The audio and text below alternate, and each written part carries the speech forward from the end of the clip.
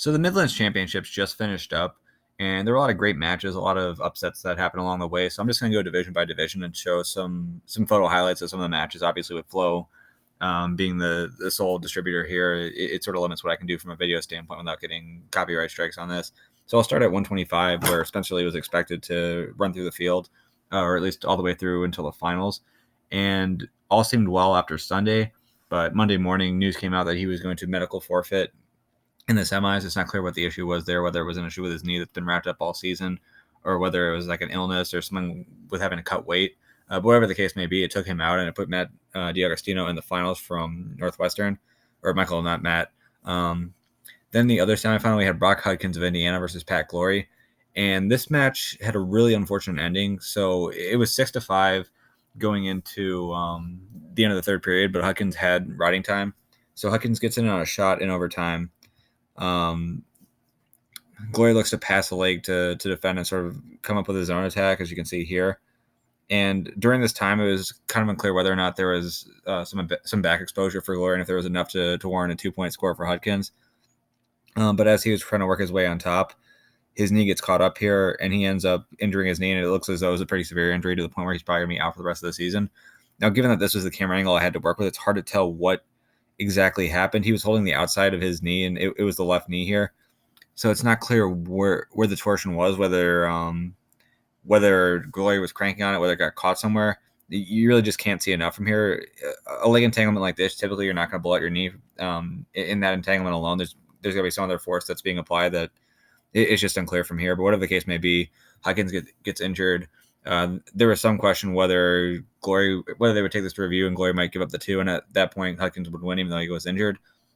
But that wasn't what ended up happening. So as a result, Glory moves on, goes to the final, and has a dominant win over D'Agostino. So Glory ends up winning the Midlands here, taking first place. And then you can see all the other placers here. So D'Agostino, Koliako, Drew Hildebrandt, Spencer Lee, and Brock Huggins tying for 6th, Cannon and Hellickson.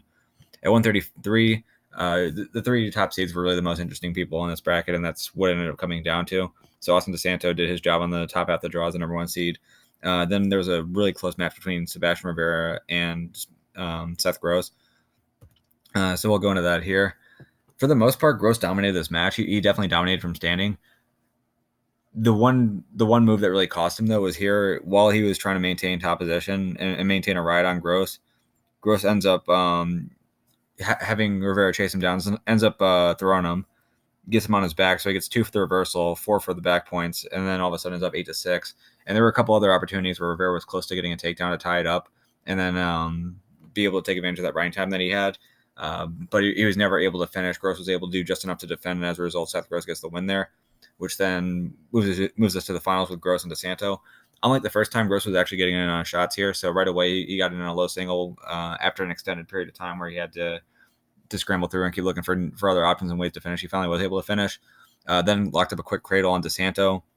He nearly got the pin, at least in this one. Obviously, he didn't have it. The ref was pretty close there, so no pin, just a 2-point near fall rather than a 4-point near fall.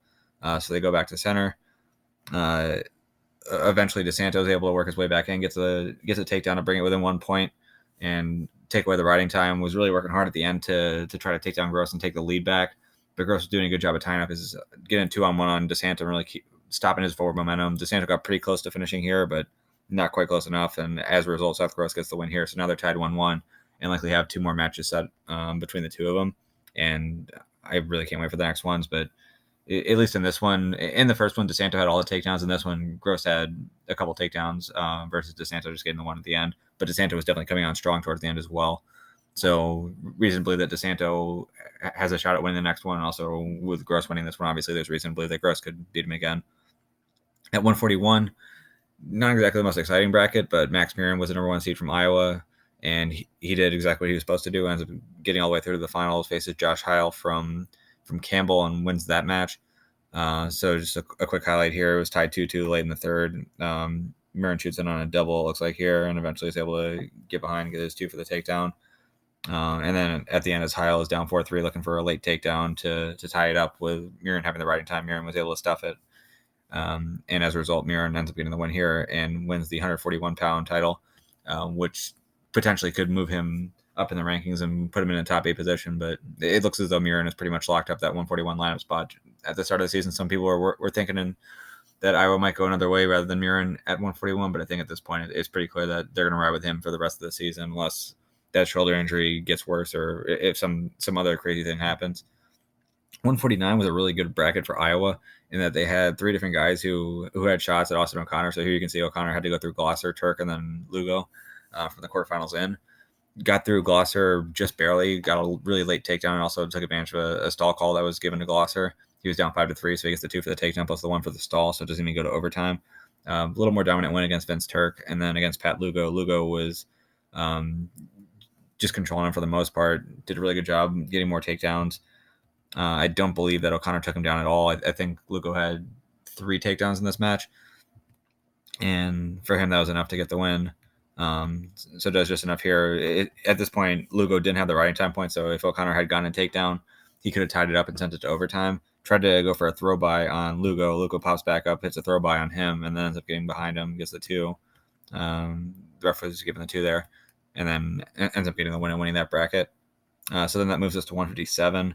This is just a quick highlight from the Caleb Young final. Young in both the semifinals and the finals had to win these matches in overtime. Was able to get a pin in overtime against his opponent from Purdue, and then here in the finals against Hartman, who had knocked off Quincy Monday and then ran through all the way to the finals, which was pretty surprising. Monday, on the other hand, after getting knocked off, ran all the way through to taking 3rd place. But Caleb Young here is able to secure the takedown, gets his 2, and wins the match there. But as I mentioned, the big surprise there was Quincy Monday getting knocked off by Marcus Hartman, who wasn't even seated in this bracket. And Hartman then moved on, beat Parks, beat Anthony Artolona, and then had a really tight match with Caleb Young before finally losing in the finals. At 165, again, this was sort of like a 3-man race between Alex Marinelli on the top half of the bracket, and then you had Wick and McFadden on the bottom half. McFadden was able to defeat Wick by a score of 6-5 to move on to the finals, get another shot at Marinelli. He had beaten Marinelli before in the NCAA tournament, but this time around, Marinelli was able to win most of this match from neutral. Was able to land his takedowns, had a takedown here early in the first period, and again gets another takedown here to score again, and was able to do enough there with those 2 takedowns to hang on and get a victory by a score of 5-3. At 174, bit of a disappointment in terms of how this bracket ended up working out, because there was some hope that we would get Michael Kemmer in it, at which point you would have the guys number 3, 4, and 5 in the nation. So we did have Leidy, we did have Steyert, and unsurprisingly, those 2 made it to the finals. Leidy was able to get a late takedown to win this match here. So as you can see, 35 seconds left, tied 1-1. Comes in on that single leg and is able to finish up, just keeping his feet in bounds at the end here. So he does just enough to get the win over Bryce Steyert. And at 184, this was a huge weight for Iowa, and I'm going to do a separate Iowa breakdown for Midlands, and in that I'll talk more about the implications for Iowa. But Abasad, the redshirting freshman, was able to make it to the finals up against Taylor Lujan. Got in on a shot here. Looked as though he might be in a position where he could score first. Lujan defended well, though, eventually passed the leg over, came up on top, and won that scramble, got up 2-0, and Asad really wasn't able to do much to get away or get close on any other takedowns later on in the match. At 197, Christian Brunner pulled off the big upset of Pat Bruckey in the semifinals. Jerry Aiello looked like he was dead to rights against Jacob Warner, but Warner got exhausted towards the end of the match, and Aiello ended up beating him in overtime. But this was also a very close match. Aiello is looking to get in a shot here to go up 5-4. Well defended by Brunner, though, and eventually Brunner is able to get around and end up on top here to win that scramble. Ends up winning the match here by a score of 6-3. Or actually, I think it ended up being 7-3 with the riding time point as well. And then at heavyweight, Anthony Cassiope, the number 1 seed from Iowa, who had finished 7th last year, which is showing how much he's really grown within 1 year, which I guess if Abasad stays under redshirt, you would think he probably could grow in a similar manner. So that'd be one thing to think about for Iowa. But for Cassiope, makes it through the finals, has a couple pins along the way, but then goes up against Stencil. Stencil shoots in, and then on the reshot defense, Cassiope gets behind him, pulls up the leg high for the single leg finish, and ends up finishing him off on the side of the mat. So that was enough for him to get the win there and for him to win at heavyweight. So really good showing from Iowa. They had a lot of champions here. Could have had some more. DeSanto pretty close. Abasad, it looked like he might have been able to, had he scored first, maybe that match goes differently. Obviously, he didn't and wasn't able to do a whole lot after, but really good showing for them and just a really exciting tournament overall.